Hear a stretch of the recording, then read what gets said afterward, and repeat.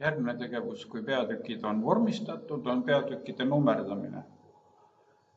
Juhendi järgi siis peavad pealkirjad olema nummerdatud, ei nummerdata sissejuhatust, kasutatud allikaid, kokkuvõtet. Nummerdatakse ainult sisupeatükid, sisu korda ei nummerdata. Nii, esimene peatükk, mis siis nummerdatakse, on elulugu. Minul on elulugu, eks ole, see on esimene sisupeatükk.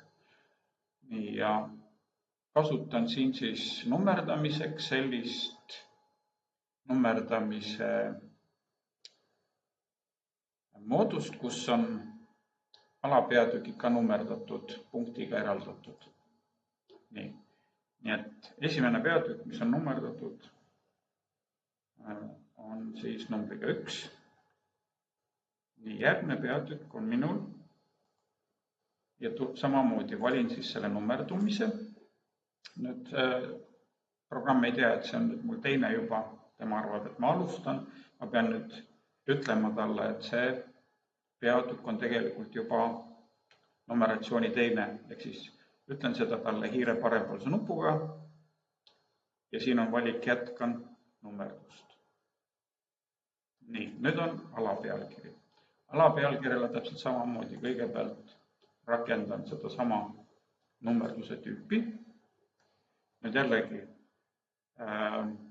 programm ei tea, et see on alapealkiri ja tema arvab, et see on järgmine peatükk. Mina pean ütlema, et see on nüüd tegelikult järgmine tase, teise peatüki esimene alapealkiri.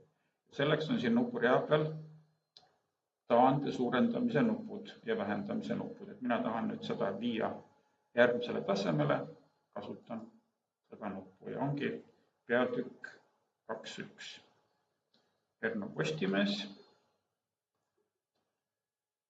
siis rasvase kirjaga. Ja see samamoodi on siis kõigepealt nummerduse tüüp